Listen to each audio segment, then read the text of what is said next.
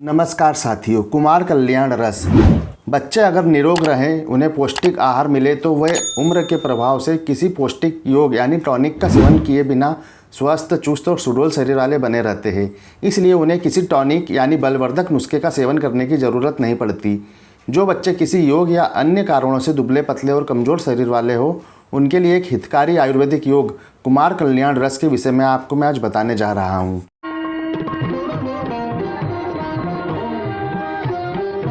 कौन कौन सी जड़ी बूटी होती है इसके अंदर? रस सिंदूर, मोती भस्म, स्वर्ण भस्म, अभ्रक भस्म, लोह भस्म, स्वर्ण माक्षिक भस्म, सबको बराबर बराबर मात्रा में। कुमार कल्याण रस को बनाने की विधि: सबको मिला ले और घृत कुमारी अर्थात ग्वार पाठे के रस में दिन भर घोट कर आधे आधी रत्ती की गोलियां बना ले।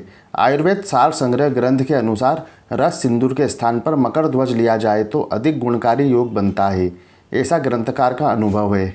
मात्रा और सेवन विधि: सुबह शाम छोटे शिशु को आधी आधी गोली माता के दूध में पीसकर चटाएं और ऊपर से माता अपना दूध पिला दे। बड़े बच्चों को एक एक गोली पीसकर शहद में मिला ले और वच का 1 ग्राम महीन चूर्ण मिलाकर चटाएं और ऊपर से थोड़ा सा दूध पिला दे। यदि शिशु और बच्चे की हड्डियां कमज़ोर हो तो इसी खुराक में 1 ग्राम प्रवाल पिष्टी मिलाकर दें। कुमार कल्याण रस के फायदे और उपयोग: यह योग तथा नाम तथा गुण बच्चों के लिए बहुत कल्याणकारी है। यह बच्चों के सभी अंग प्रत्यंग जैसे फेफड़े, हृदय, मस्तिष्क, यकृत, उदर, मूत्र संस्थान आदि के विकार नष्ट कर उन्हें स्वस्थ व बलवान रखता है। शिशु रोग जैसे खांसी, उल्टी, दस्त, डब्बा, श्वास, काष्ठ, दुर्बलता, क्षीणता आदि को नष्ट करने में यह योग अत्यंत उपयोगी है। यह चेचक, मोतीझरा से बच्चे की रक्षा करता है। यदि अच्छे भले स्वस्थ बच्चे को भी 1-2 सप्ताह सेवन करा दिया जाए तो उसके शरीर को यह योग और भी अधिक पुष्ट व सुडौल बना देता है। यह उत्तम रसायन होने के साथ साथ योगवाही भी है, इसलिए अन्य स्वास्थ्य रक्षक औषधि के साथ अनुपात के रूप में भी इसे दिया जा सकता है। यह किशोर अवस्था तक के बालक बालिकाओं को दिया जा सकता है। इसके कुछ विभिन्न प्रयोगों का विवरण यहाँ प्रस्तुत किया जा रहा है। बाल शोष: किसी रोग से ग्रस्त होने पर बच्चों की जीवनी शक्ति बड़ी तेजी से कम होने लगती है और धातुओं का पोषण होना बंद हो जाता है, जिससे बच्चों का पाचन अंग, लीवर आदि निर्बल हो जाते हैं। इससे पाचन क्रिया बिगड़ जाती है, खाया पिया अंग नहीं लगता और रस, रक्त आदि धातुओं का निर्माण और विकास में रुकावट हो जाती है, जिससे बच्चा दिन ब दिन कमज़ोर और क्षीणकाय हो जाता है। इसे बालशोथ कहते हैं।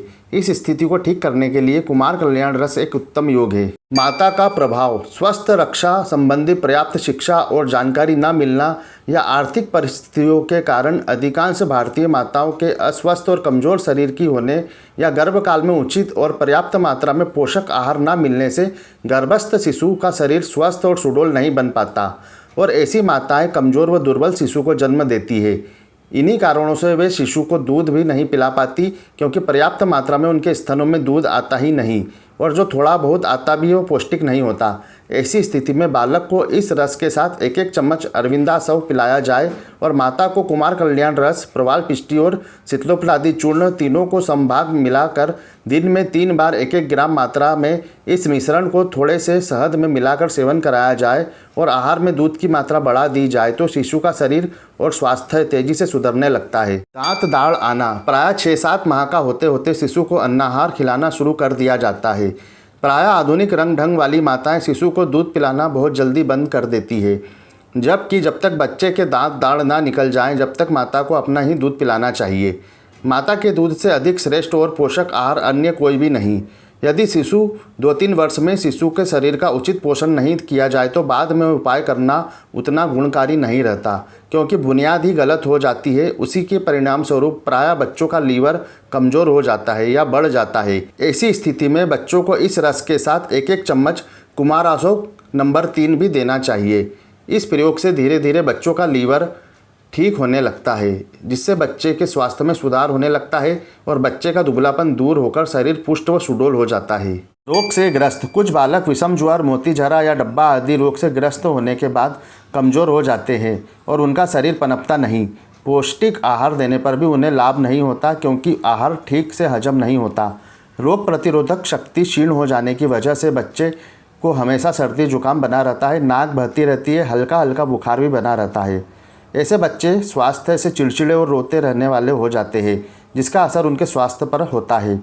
ऐसे बालकों को पानी में सौंठ घिसकर इस लेप के साथ कुमार कल्याण रस, आधी रत्ती और जरा सा शहद मिलाकर चटाने से थोड़े ही समय में रोग प्रतिरोधक शक्ति बढ़ने लगती है, धातुएं पुष्ट होने लगती है और बच्चा हष्ट पुष्ट हो जाता है। ऐसे बच्चों के शरीर पर नियमित रूप से जैतून के तेल की मालिश करने से भी जल्दी प्रभाव होता है। शीत प्रकोप, जो बच्चे शीत और शीतल वायु का आघात नहीं सह पाते, जरा से में सर्दी, खांसी, फेफड़े शोथ, ब्रोंकाइटिस, गले की खराबी, टांसिलाइटिस, श्वास रोग आदि के शिकार हो जाते हैं, उनके गले से गड़गड़ की आवाज़ आती रहती है, सांस लेते समय भी गड़गड़ाहट होती है। ऐसे बच्चों के लिए वच और सौंठ घिसकर लेप तैयार करें और कुमार कल्याण रस शहद में मिलाकर इस लेप आधा चम्मच के साथ सुबह शाम बच्चे को चटाएं। बहुत उत्तम उपाय है। संक्षेप में इतना और कहकर यह विवरण समाप्त करता हूँ कि कुमार कल्याण रस दरअसल शिशुओं और बालक बालिकाओं के लिए अमृत के समान योग है। अपने शिशु और किशोर अवस्था के बच्चों को इसका सेवन अवश्य कराएं। कुमार कल्याण रस इसी नाम से बना बनाया बाजार में मिलता है। कुमार कल्याण रस आपको किसी भी आयुर्वेदिक औषधि की दुकान पर उपलब्ध हो जाएगा। यदि आप इसे ऑनलाइन लेना चाहते हैं तो डिस्क्रिप्शन बॉक्स में लिंक दे रखा है। यह सभी जानकारी निरोग दुनिया प्रकाशन पुस्तक आयुर्वेदिक योग संग्रह से ली गई है। यह पुस्तक विभिन्न आयुर्वेदिक योगों का संग्रह है जो कि बना बनाया बाजार में उपलब्ध होता है। यदि इनकी जानकारी या इस प्रकार की जानकारी आप और प्राप्त करना चाहते हैं तो हमारे चैनल आयुर्वेद के पन्नों से जुड़ें। यदि वीडियो आपको उपयोगी लगा हो तो लाइक करें, कमेंट करें, शेयर करें। धन्यवाद। वंदे मातरम।